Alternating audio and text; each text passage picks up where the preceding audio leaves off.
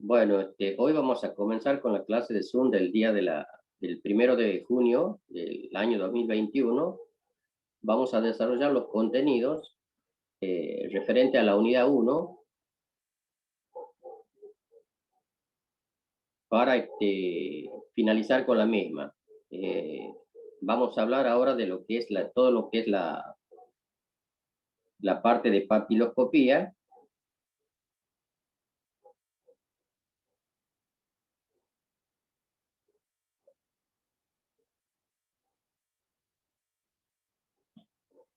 Vamos a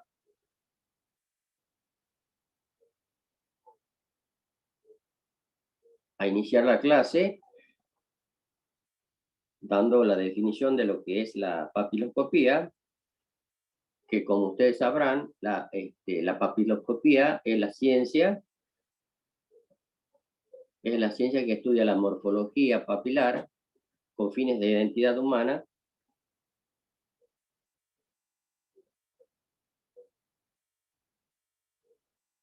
las cuales presenta iguales características, tanto en la palma de la mano, ¿sí? Como las yemas de los dedos, a lo que se le denomina dactiloscopía, y la palma de las manos, a los dibujos que hacen los diseños, se les denomina palmatoscopía, y cuando se efectúa el estudio de lo que es los pies, se denomina pelmatoscopía. Eso en su conjunto sería lo que es el estudio y la ciencia de la papiloscopía. Vamos a desarrollar lo que es la piel humana, cómo se conforma su anatomía, ¿sí?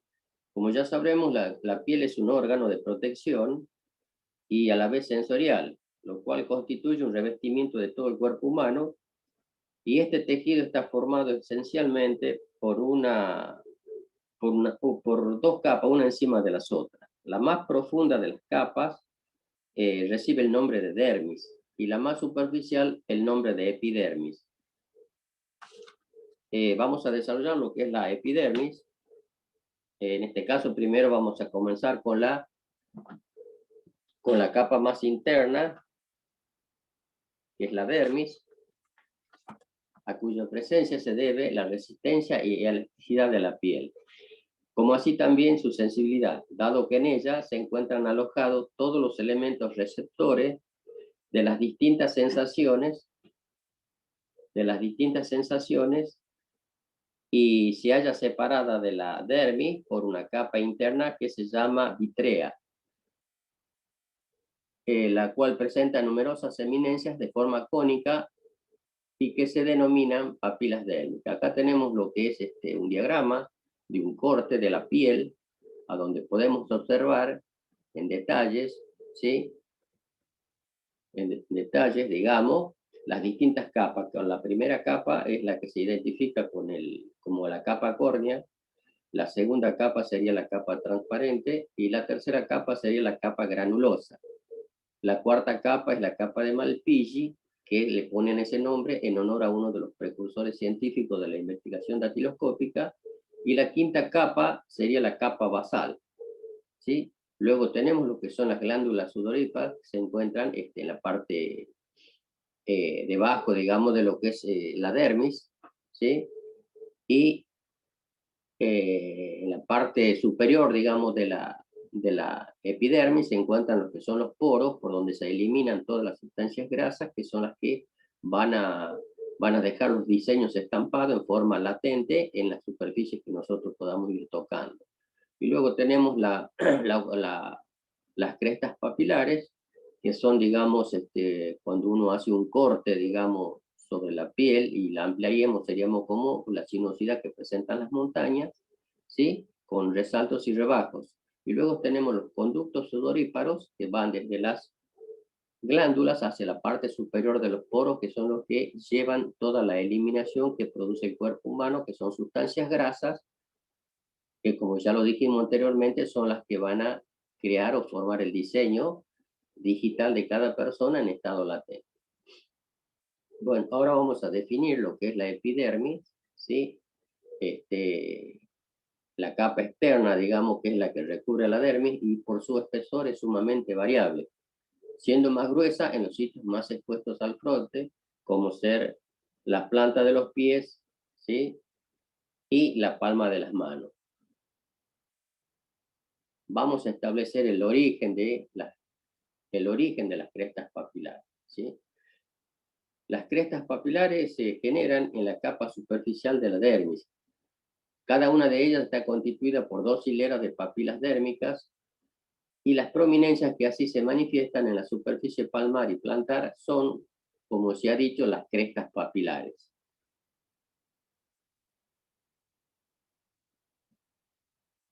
¿Cuándo se forman las crestas papilares? Esta es la otra pregunta. Las crestas papilares se forman durante el periodo de gestación, en el primer ciclo básico biológico, al formarse lo que se denomina como el blastodermo. Las papilas dérmicas se generan en la capa media o del mesodermo, según los estudios de los científicos, el doctor Bull y el doctor Blumel, quienes encuentran cierta relación entre las crestas papilares y la cisura o circunvalaciones cerebrales, por tener el mismo origen mesodérmico. Según el doctor Coleman, los dibujos papilares aparecen hacia el 4.º mes de vida intrauterina, con un desarrollo periférico quedando definidos el 6.º mes de gestación. Asegura también la existencia de 2 estructuras papilares bien diferenciadas, a las que son las que se heredan y las que no son propias del individuo. En este caso, las que se heredan, como ya sabemos nosotros y siempre nos decimos, digamos, en el vulgo, cuando nace un niño o vemos un niño, decimos, sí, mira qué similitud, qué parecido que tiene a la madre, qué parecido al padre, camina de la misma forma, tiene su mismo carácter, una serie de cosas. A eso es lo que se refiere. Y en cuanto a las crestas papilares, sería lo que no se hereda, que hasta el día de hoy es una incógnita científica que no se puede establecer la relación de los dibujos que presentan cada persona.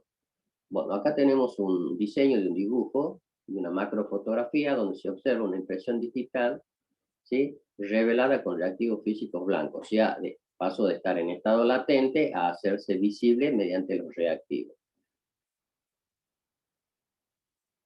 ¿Qué función cumplen las crestas papilares? ¿Sí?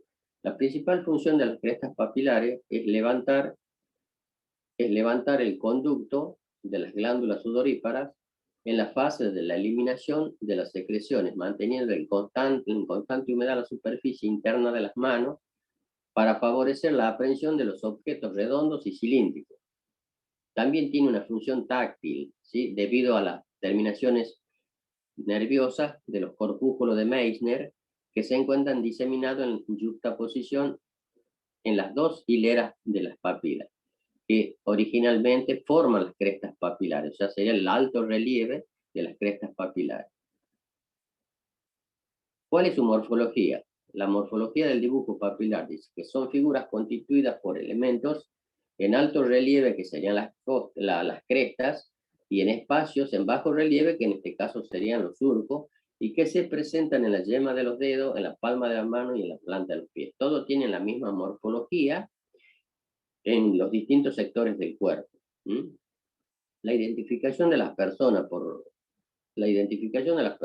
medio de los dibujos papilares constituye una conquista científica definitiva y se funda en la confrontación de las impresiones papilares o huellas papilares que se revelan con las existencias que se revelan y son cotejadas con, digamos, los archivos papiloscópicos existentes, digamos, las fuerzas, en este caso, fuerzas federales, como ser Policía Federal, como ser el Registro Nacional de las Personas, etcétera, ¿sí?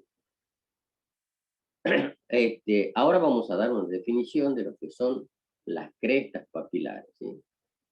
Hasta aquí ya conocemos la constitución orgánica y las funciones y la aplicación del estudio de las crestas papilares, pero es preciso dar una definición científica a ellas, ¿sí? Más que nada, nosotros que vamos a ser, ustedes fundamentalmente, que a fin de año ya van a ser profesionales, ya tienen que empezar a hablar con términos, digamos, técnicos para cumplir una dicha función investigativa.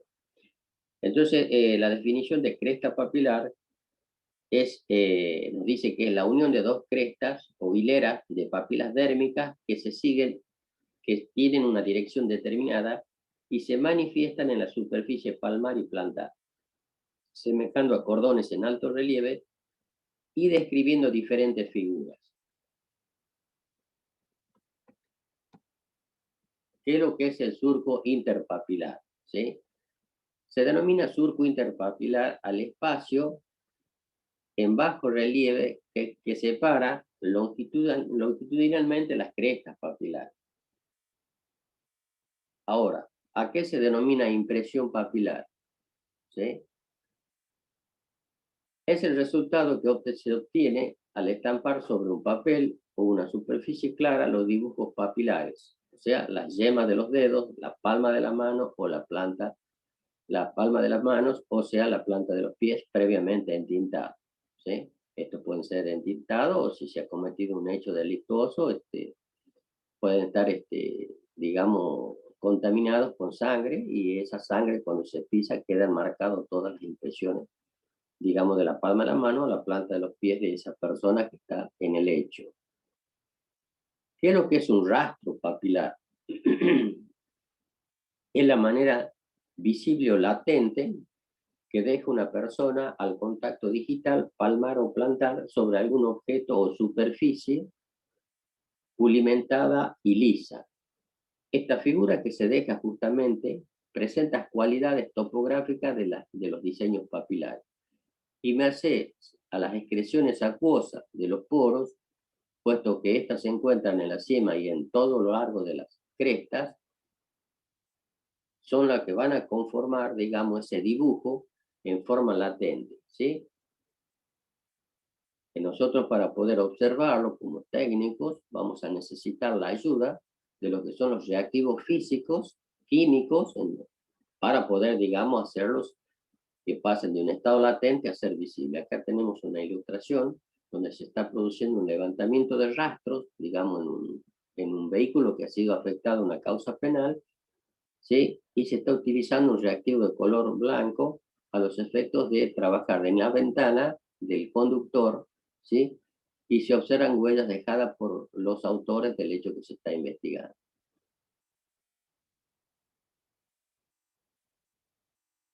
Bueno, nosotros ya conocemos todo lo relacionado a la morfología, digamos, de las crestas papilares, cuáles son su utilidad, cómo se crean, en qué momento, ¿sí? Ahora tenemos que darle a nuestra materia un fundamento que es el fundamento científico de la identificación papiloscópica por la cual se nutre y se funde, digamos, lo que vamos a nosotros desarrollar después en nuestros informes periciales, ¿sí? Y lo vamos a fundamentar. No se olviden, como siempre digo, que todo informe pericial debe estar fundamentado técnica y científicamente a los efectos de evitar posibles impugnaciones en el futuro, ¿sí? Porque es muy feo trabajar en algo, poner todo el empeño que uno tiene y que después ese informe con tantas horas y tiempo de trabajo quede impune, ¿sí? O lo impugnen por razones técnicas, de fondo o de forma.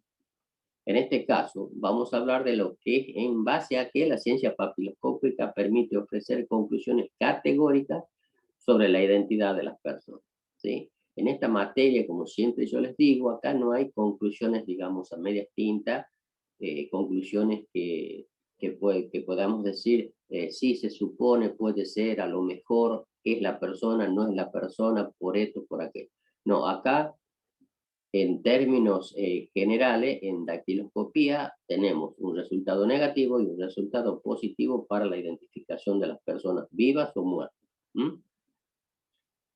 O en otros términos, ¿qué caracteres reúnen las crestas papilares para que sobre ellas se fundamente la pericia papiloscópica y emita conclusiones decisivas e intergiversables, ¿sí? Sobre la existencia o inexistencia de la entidad de un ser humano?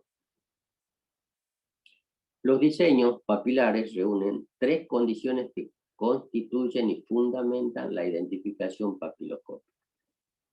Ellas son la perennidad, la inmutabilidad y la variedad. ¿Qué es lo que es la perennidad? ¿Sí?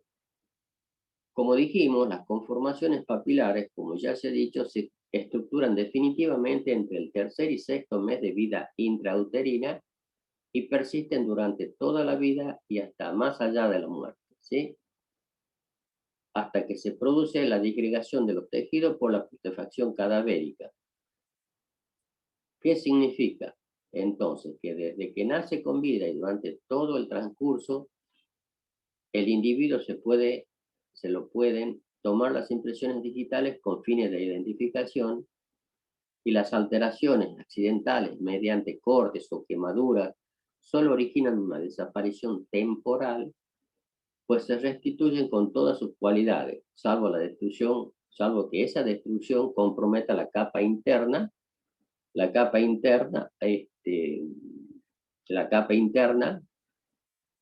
o papilar. En tal caso, digamos, las cicatrices que también quedan pasan a ser perennes. Vamos a ver el segundo requisito, digamos, técnico-científico que tenemos, que es la inmutabilidad. Si es posible identificar a un recién nacido por medio de sus impresiones papilares y también comprobar por medio de ellas su identidad, en cualquier momento hasta la disgregación de sus tejidos, no queda ninguna duda de que no cambian ni varían nunca, vale decir que son inmutables. Es por eso que puede afirmarse categóricamente que las impresiones papilares que la naturaleza ha colocado en la cara palmar de las manos y en la cara plantar de los pies, ¿sí?, constituyen el celoso guardián de identidad del ser humano desde su nacimiento y hasta después de su muerte. Y vamos a ver ahora lo que es el último requisito, en este caso sería lo que es la variedad, lo cual fue el peor escollo que tuvieron todos los investigadores y precursores de la técnica papiloscópica para conformar un sistema. ¿A qué se debe? ¿Sí? Y la variedad es tan infinita, la variedad existencial entre todos los dactilogramas de los individuos pertenecientes a todas las razas, sin excepción, que se ha podido hacer categóricamente la afirmación de que no existen dos impresiones digitales iguales. Vale decir que dactiloscópicamente no hay dos individuos idénticos, ¿sí? Hay casos en que las impresiones digitales tomadas a distintas personas reúnen cierto parecido en su aspecto general, pero existe un gran número de caracteres particulares que la diferencian, ¿sí? La variedad de forma fue por mucho tiempo el gran escollo con que tropezó para su utilización. Parecía impracticable ordenar metódicamente, clasificar rigurosamente tan caprichosas conformaciones para poder archivarlas o buscarlas con rapidez y seguridad. El problema no recibió una solución satisfactoria hasta que Juan Bucetich dio a conocer su ingeniosa creación, lo que le dio en llamar el sistema datiloscópico argentino. Y con esto daríamos por finalizado el trabajo de la unidad 1, ¿sí?, en relación a lo que es la papiloscopía.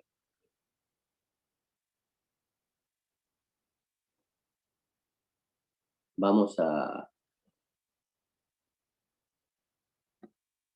cerrar acá ya vamos a cerrar ya acá esta clase de Zoom para continuar con la próxima porque ya me quedo sin tiempo, ¿sí? Seguimos en la segunda clase.